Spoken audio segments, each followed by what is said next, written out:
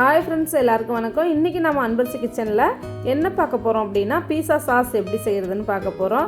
இந்த பீஸா சாஸ் செஞ்சுட்டு நம்ம எப்படி அதை யூஸ் பண்ணுறோம் அப்படிங்கிறத பார்க்க போகிறோம். நான் இன்றைக்கி சிக்கன் பீஸா செஞ்சுருக்கேன். அதுக்கு தான் இந்த சாஸ் செய்கிறேன். வாங்க இது எப்படி செய்கிறதுன்னு பார்க்கலாம். நம்ம இந்த சாஸ் ரெடி பண்ணுறதுக்கு முதல்ல தக்காளி, வெங்காயம், காஞ்ச மிளகா மூணையும் நம்ம வேக வச்சு எடுத்துக்க போகிறோம்.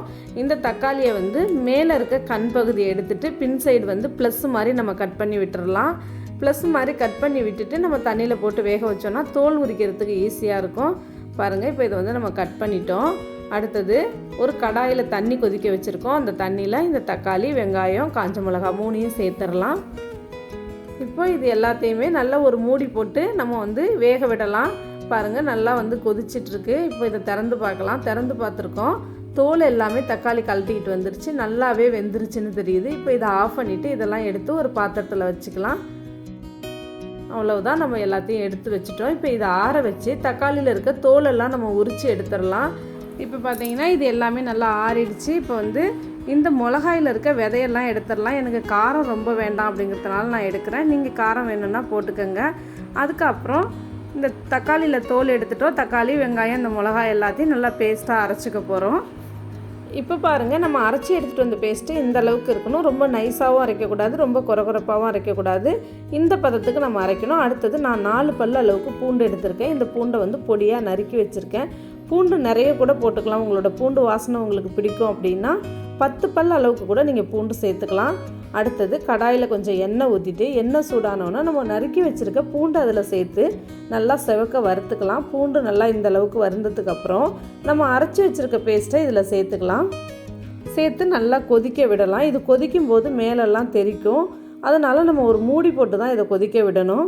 கொஞ்ச நேரம் கழித்து இடையில நம்ம திறந்து பார்க்கணும். திறந்து பார்த்துட்டு எப்படி இருக்குது, தண்ணி நல்லா திக்காக சுண்டி வந்திருக்கா அப்படின்னு பார்க்கணும். நம்ம இதுக்கு தண்ணி ஊற்றி எல்லாம் அரைக்கல. தக்காளியில் இருந்த தண்ணி தான் ஓரளவுக்கு கொதித்து தண்ணி சுண்டி வந்திருக்கு. இந்த டைமில் இதுக்கு தேவையான அளவு உப்பு சேர்த்துக்கலாம். உப்பு சேர்த்துட்டு ஒரு டைம் கிளறி கொடுத்துடலாம். அடுத்தது 1/4 கப் அளவுக்கு தக்காளி சாஸ், அதாவது 4லேருந்து 5 டேபிள் ஸ்பூன் அளவுக்கு தக்காளி சாஸ் இது கூட சேர்த்துக்கிறோம். கடையில் வாங்கின டொமேட்டோ சாஸ் இருந்தாலும் சேர்த்துக்கலாம், வீட்டில் செஞ்சது இருந்தாலும் சேர்த்துக்கலாம். எல்லாமே ஒரே டேஸ்ட்டுக்கு தான் வரும். இப்போ இது கூட 1 ஸ்பூன் வினிகர் சேர்த்துக்கலாம்.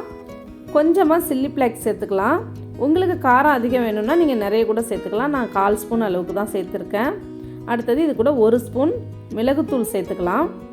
2 ஸ்பூன் அளவுக்கு சுகர் சேர்த்துக்கலாம், அதாவது வெள்ளை சக்கரை சேர்த்துருக்கேன். இப்போ பார்த்தீங்கன்னா எல்லாமே மிக்ஸ் பண்ணிட்டோம். மிக்ஸ் பண்ணிவிட்டு கொஞ்சம் நேரம் மூடி வச்சு நல்லா கொதிக்க வச்சு எடுத்துக்கலாம். இப்போ தண்ணியெல்லாம் நல்லா சுண்டிடுச்சு. பாருங்கள், சூப்பராக சாஸ் ரெடி ஆகிட்டு. அடுத்தது இந்த சாஸை பீஸா மேலே எப்படி போடுறதுன்னு பார்க்கலாம். பாருங்கள், நான் கோதுமை பீஸா பேஸ் தான் எடுத்திருக்கேன். அது மேலே இந்த சாஸ் எல்லாம் ஃபுல்லாக நல்லா தடவிட்டு அதுக்கப்புறம் எல்லாத்துலேயும் நம்ம துருவி இருக்க சீஸ் சேர்த்துக்கிறோம். அப்புறம் நம்ம சிக்கன் ரெடி பண்ணி வச்சுருக்கோம். ஏற்கனவே நம்ம சிக்கன் பீஸா போட்டிருக்கோம். அதுக்கு பீஸாவுக்கு சிக்கன்லாம் எப்படி ரெடி பண்ணுறதுன்னு சொல்லிட்டு அதிலே சொல்லியிருப்பேன். பாருங்கள், அந்த சிக்கன் போட்டுட்டு இப்போ குடமிளகா வச்சுட்டு ஆனியன் சேர்த்துக்கலாம். உங்கள்கிட்ட ஆலிவ்ஸ் எது இருந்தாலும் பீஸாவுக்கு சேர்க்க வேண்டியது எல்லாமே நம்ம சேர்த்துடலாம். பிளாக் ஆலிவ்ஸ், க்ரீன் ஆலிவ்ஸ் எது இருந்தாலும் சேர்த்துக்கலாம். நான் இப்போ வெறும் வெங்காயம், குடமிளகா தான் சேர்த்துருக்கேன். ஏன்னா சிக்கனில் எல்லாமே போட்டு நான் செஞ்சுருக்கேன் மசாலாலாம். அதனால் மேலேயும் இந்த பாருங்கள் சீஸ்லாம் வச்சுட்டு நம்ம இதை அடுப்பில் தான் வைக்கிறோம். ஒரு கடாயில் அடியில் ஸ்டாண்ட் போட்டுட்டு நம்ம கேக் வைக்கிறதுக்கு எப்படி வைப்போமோ அது போல் அடுப்பில் தான் வைக்கிறோம். பாருங்கள், சாஸ் எல்லாம் நல்லா மெல்ட் ஆகி சூப்பராக வந்திருக்கு.